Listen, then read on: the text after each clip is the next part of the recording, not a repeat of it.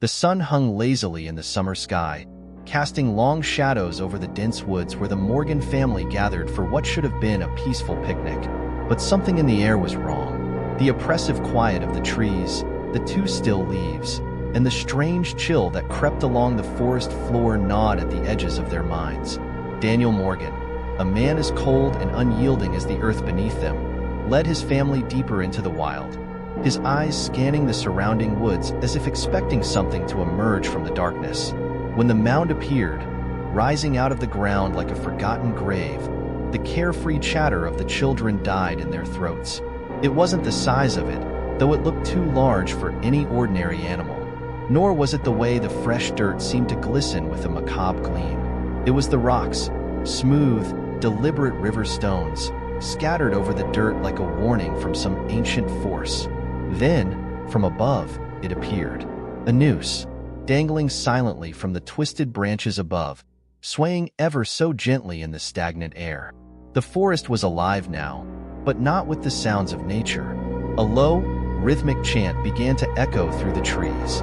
It grew louder, closer, like the breath of something unseen. My grandmother's heart pounded in her chest as a dark realization began to claw its way into her mind. Whatever had buried that mound was watching them, and it wasn't human. This is a story that my mother and aunt told me when I was in high school. I'm 20 now, and it has never left me. I think about it constantly and often wonder what really happened. My grandfather passed away close to a year ago, in June 2019. He was 94 when he died, and his death caused some issues within the family. While those issues don't directly relate to this story, there are certain things about him that I need to share to explain the context as clearly as possible. My grandfather, Daniel Morgan, was a very callous and old-fashioned man. He was bitter, abusive, and the epitome of a macho man. My mother was raised never to show emotion or pain because of the way he treated them. His abuse and lack of compassion shaped her, and he was also an extreme racist. Since his passing, many secrets about him have surfaced, things that were hidden or brushed off while he was alive. Everything that happened around him was often ignored or forgotten because he always had more important things to do, such as drinking or having affairs. He was an intense, no-nonsense kind of man with no interest in religion. He found concepts like faith and hope to be ridiculous. The story takes place sometime in the 1960s, most likely in the early to mid-60s.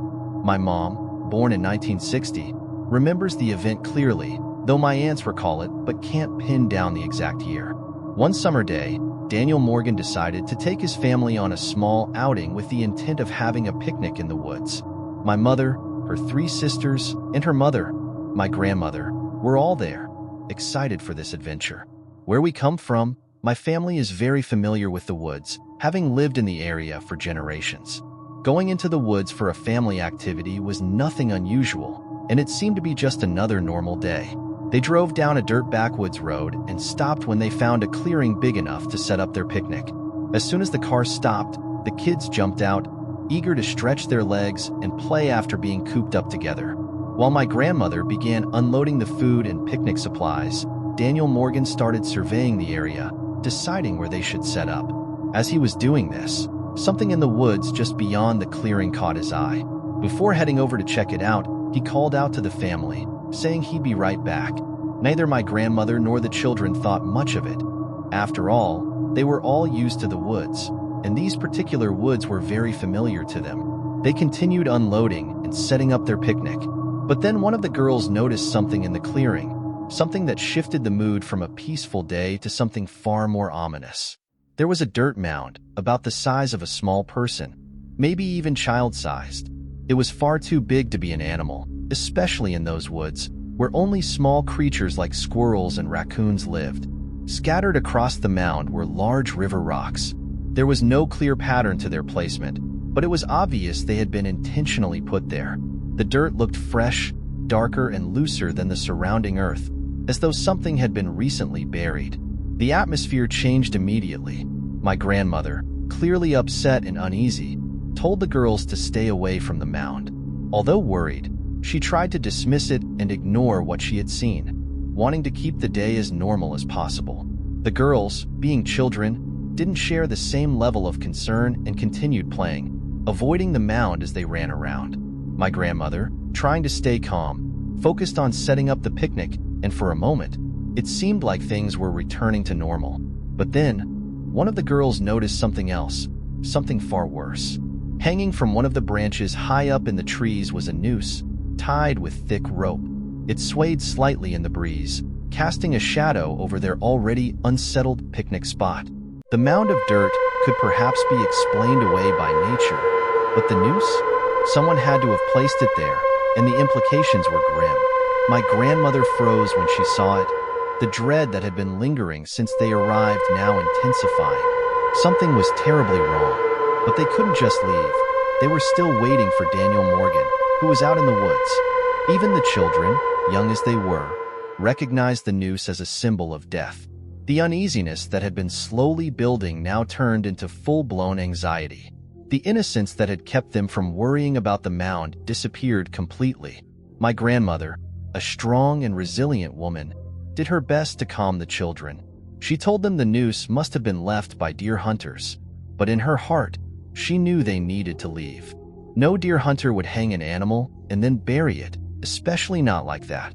And then, they heard it, the rhythmic chanting. It started deep in the woods, faint at first, but growing louder, closer.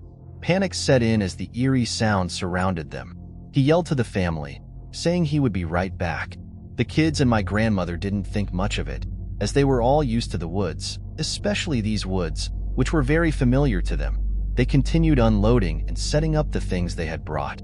One of the girls pointed out something in the clearing that caused a sudden shift from an ordinary day to something much worse. There was a dirt mound that looked like something was buried under it. The mound was about the size of a small person, maybe even child-sized. It was too big to simply be an animal, especially in these woods, where the largest animals were just squirrels and raccoons. Scattered across the mound were large river rocks. There was no particular pattern, but they had definitely been placed there intentionally. The dirt itself looked fresh, as if it had just been disturbed, and it was loose and slightly darker than the surrounding ground. The mood instantly shifted from a regular day in the woods to something much darker. My grandmother became concerned and told the girls to stay away from it. She was clearly upset and worried about the mound, but did her best to ignore it. The girls, being children, didn't share her concern and continued playing, simply avoiding the mound as they ran around. They tried to return to their picnic, and the girls were soon chasing each other in circles again. It was supposed to be a joyful, sunny day, and my grandmother wanted to keep it that way. Things seemed to return to normal, even if just for a brief moment. The trees surrounding them formed a dense wall of foliage, blocking their view of the deeper parts of the forest. Then, one of the girls noticed something else, something strange. It was immediately clear what it was: a noose hanging from one of the branches high above their heads. It was tied with rope and swayed gently in the breeze. A mound of dirt could be explained away by nature, but someone had to have placed that noose. There, my grandmother stopped dead in her tracks when she first saw it. Something was wrong, very, very wrong. They couldn't just pack up and leave. Daniel Morgan was still out in the woods. Even the children, as young as they were, could recognize that a noose was a symbol of death. The anxiety began to rise among them, and whatever innocence had shielded the children from worrying about the dirt mound had now completely vanished. My grandmother, resilient as she was, tried to soothe the children, telling them that the noose had just been left by deer hunters. But in her heart, she knew they needed to leave. No sane deer hunter would hang a deer and then bury it. It wasn't until they began hearing something in the woods that true panic set in. My grandmother, along with the children, started to hear rhythmic chanting coming from deep within the forest. It sounded like a group of people singing in deep, droning voices to the beat of a drum. The pattern was quick, a bump bump bump, followed by a pause, and then it would repeat. At first, the sound seemed far away, but immediately fear gripped each of them. They listened intently, gathering together as the seconds passed, but the sound grew louder. Not only was it getting louder, it was also getting closer. What had begun as a distant echo soon enveloped the entire clearing. The sound was everywhere, vibrating through the trees, the ground, and even their chests, as if they were at a concert and the deep bass was pulsing through them. It felt like the forest itself was producing the sound, surrounding them from every direction. Suddenly, a voice broke through the overwhelming drone of the chanting.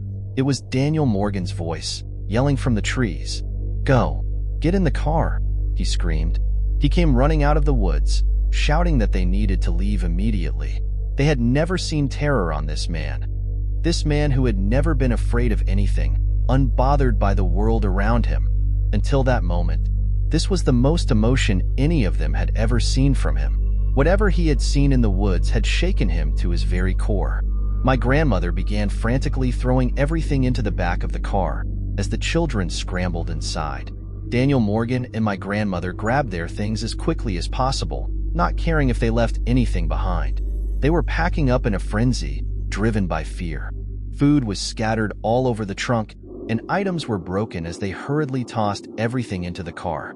Once everything was loaded, they both got into the car and drove away as fast as they could. This is where the main part of the story ends, but there's one detail that has haunted me for years. My grandfather, Daniel Morgan, never spoke about what he saw in the woods that day. He refused to tell anyone, not even my grandmother or the children. Every time the topic came up, he would immediately shut it down, angrily telling them never to ask him about it again. He never reported it to the police or mentioned it to anyone outside the family. My grandfather is the only person who knows what truly happened that day. When I first heard the story, I promised myself that one day I would ask him what he saw. But now, I can't, and I regret that decision deeply. By the time I was in high school, he had moved out of state to live with other family members, and I mostly lost contact with him, aside from the occasional birthday calls or letters. The story has no answer. When he died, the only thing that truly saddened me was never knowing what he had seen in the woods. We weren't close as I grew older. Once I learned of all the abuse he inflicted on the family, I distanced myself from him. His death now looms over me, and the story continues to haunt me.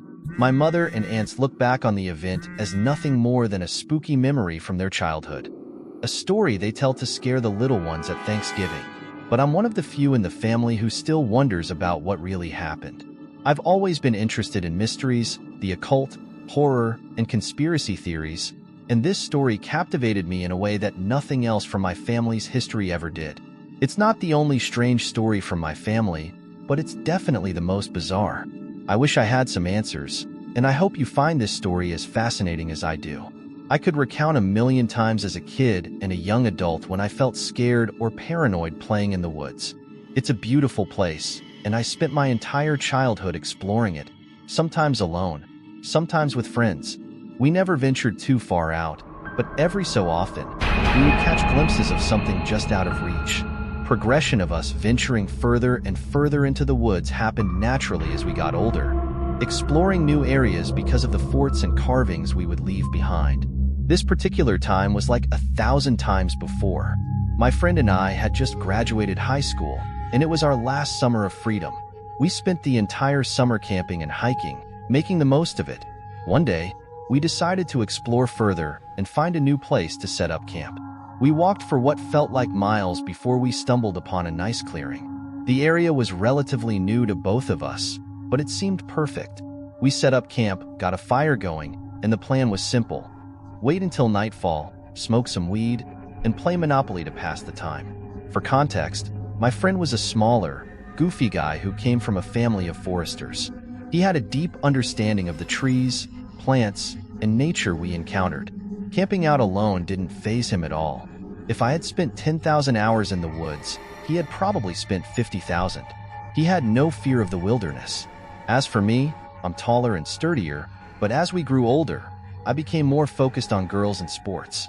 The woods became more of a place to have small parties rather than a place of exploration. I never had the guts to camp out alone. In fact, as I got older, I wouldn't venture far when I was by myself because I could never shake the feeling of being watched. I knew it was just paranoia, but that feeling always made me uneasy. Anyway, we had the camp set, and the fire was going, though it was getting low and needed more wood. The sun had already set, and we were just goofing around, having a good time. My friend was sitting in this little chair he always brought, loading up his makeshift bong. I was crouched behind, breaking some excess limbs off the logs we had gathered for the fire. Suddenly, a strong breeze cut through the clearing. I couldn't tell if it was the suddenness of it or something else, but both of us immediately froze. We stopped what we were doing and looked at each other. The breeze lasted just long enough to flicker our fire down to a small flame. We sat there, completely still, not daring to move, as a strange sense of dread settled over us. We sat there in almost total darkness, neither of us saying a word. Across from us, on the other side of the fire, we suddenly heard footsteps. It sounded like someone was running, then slowing down to a walk, and then running again. From the sound of it, they were definitely on two legs. The pacing was deliberate, back and forth over the same spot. And then, just as quickly as it started, it stopped with a soft crunch on the underbrush. I knew by the sound that whatever it was had taken a crouch. I was still crouched myself, staring straight into the darkness where the footsteps had been. My friend suddenly grabbed my shoulder and whispered, "Buddy?" In that moment, a surge of fear hit me. I could feel it in his grip and hear it in his voice. He was terrified.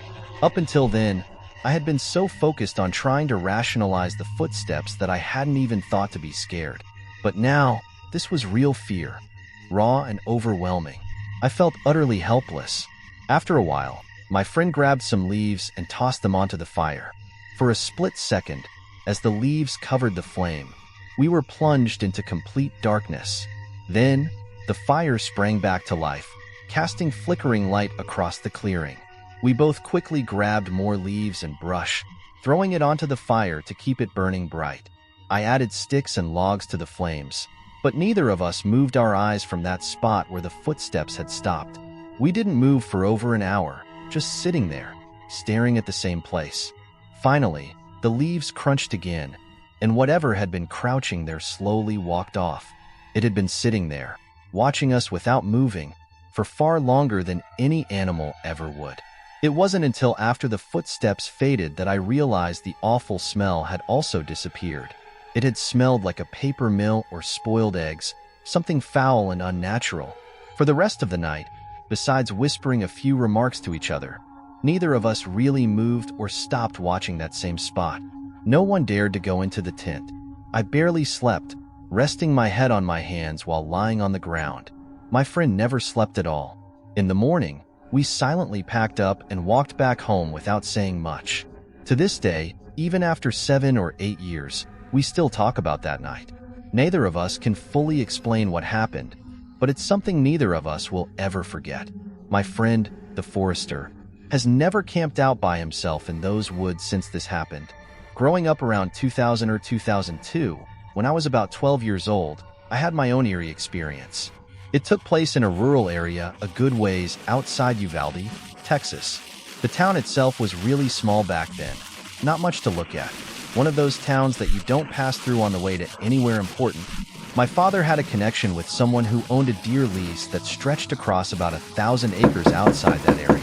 The owner had been complaining a lot about hogs tearing up their land. Since it's always open season on hogs in the South, my dad thought it would be a great idea to surprise me that summer by taking me down there for a week to hunt them. Not only did it help him with networking for his job, but it also gave us some quality father-son time. I remember the drive from Dallas being absolute torture. It was about 7 hours long in my dad's hardtop Jeep Wrangler, which was anything but comfortable. I hated that car. All I had to do to pass the time was stare out the window or attempt to beat Super Mario Land 2 on my Game Boy Pocket, a feat I could never accomplish as a kid. The drive took most of the day, and we arrived in the early evening. The owner of the land had mentioned to my dad that no one had leased the property that year, so the cabin might be a bit rough and dusty. At that point, I didn't care. I had been in the Scouts for a few years and spent a lot of my free time outdoors, either fishing or hanging out with friends. Needless to say, I was comfortable with the idea of roughing it. After we unlocked the gate and drove down to the cabin, we settled in. The cabin was in pretty bad shape. Dust was everywhere, flies were buzzing around, and it looked like raccoons had gotten in and made a mess all over the floor. After cleaning up a bit, we unrolled our sleeping bags, set up the cots, and prepared to sleep. But something about that night felt off. I could never quite get comfortable, and no matter how hard I tried, I couldn't fall asleep long enough to feel rested. There was an uneasy feeling in the air that I just couldn't shake, and it left me tossing and turning for hours. I couldn't quite put my finger on why, but I had the unsettling feeling of being watched. I eventually managed to drift off for what I guess was about an hour. When we woke up, it was early, around 7 a.m. We decided to scout around the land for signs of hogs and find a good place to set up a blind. Since it was summer and brutally hot in the afternoons, the morning was the best time to be out. After walking for about an hour, we came across a lightly dense area of trees. Luckily, we found some signs of hog activity, typical torn-up ground where they had been rooting. We followed the tracks into the trees, and as I was looking for more signs, my dad suddenly stopped me with his arm. I remember looking up and seeing someone standing about 50 yards away. Part of their body was blocked by the trees. This was private land, so they definitely weren't supposed to be there. We had also confirmed with the landowner before arriving that no one else was on the property. Plus, the gate was locked when we first arrived. The person was wearing a bright red jacket, which seemed odd. We slowly started walking toward them, and my dad called out something like, "Hey, we're hunters. This is private land," but the person didn't move. They remained completely still. We got closer, about 30 yards away, and could see that they were facing away from us, their hands in their pockets. The weirdest part? They were wearing what appeared to be a ski jacket and ski pants. In Texas, in the middle of summer. By then, the temperature was pushing 98 degrees. My dad called out again, but still, no reaction. At this point, my dad told me to stay behind him, and I watched as he unsnapped the clip to his pistol holster. We cautiously approached from the right side of the person. My dad told me to stay put about 20 yards away, so I crouched down and watched as he circled around the front of the figure, still calling out and asking if they were okay. Finally, my dad made it around to the front, and he stood up straight, looking confused. I called out to him, "What's wrong?" He called back, "It's a mannequin." I walked over to where he was, and we both just stared at it. It was indeed a mannequin, standing there in the middle of the woods. But what struck me the most was the clothes. It was wearing brand new clothes. No dust, no sap, no bird droppings, or any signs that it had been outside for more than a day at most. At that moment, I looked at my dad, and I could see the worry wash over him. Almost immediately after that, I felt that same eerie sensation again, like we were being watched. I know my dad felt it too. I wanted to cry, and I remember feeling an overwhelming fear come over me. My dad whispered, "We're leaving, right now." He grabbed my hand, drew his pistol, and scanned the area the entire way back. I was trying to hold back panic and tears as we moved as fast as we could, but it felt like an eternity. In reality, it was maybe only 45 minutes max. When we finally got back to the cabin, we packed up everything as fast as we could and left. We drove home that same day, barely talking the entire way back. I remember as soon as we left, my dad called his buddy, the owner of the land, and explained what had happened. His buddy seemed confused and said he would check it out the following week when he was in the area. He also mentioned that he had never had any problems with people trespassing because his property was high-fenced. My dad is not normally a paranoid person, but with me being so young and the possibility of someone being out there that we didn't know, he decided to play it safe and just leave. After we got home, we talked, and my dad admitted he hadn't been able to sleep the night before either. He had the same uneasy feeling that I did, but didn't want to wake me because he thought I was asleep. A week later, my dad's buddy called to let him know he had checked the entire property but found no trace of anyone. No mannequin. Nothing. That story still makes my hair stand on end. I have no idea what that was, but the paranoid part of me thinks it was some kind of trap or setup. It's not the creepiest thing that's happened to me in the woods, but it's definitely in the top 3. Whoever, or whatever, was out there, I'm just glad we never met them. Since that day, every time I think back on it, I still can't explain exactly what happened in those woods. We never figured out who, or what was standing in the shadows, watching us from the trees. Maybe it was just a strange coincidence, but the feeling of being watched, the fear, and the mystery surrounding the mannequin have haunted me ever since. One thing is certain, my dad and I made the right decision by leaving as quickly as we did. While this mystery might never have an answer, I'm just grateful that we didn't have to find out who, or what, was out there. If you found this story interesting, don't forget to like, share, comment, and subscribe to the channel. There's plenty more chilling stories waiting for you.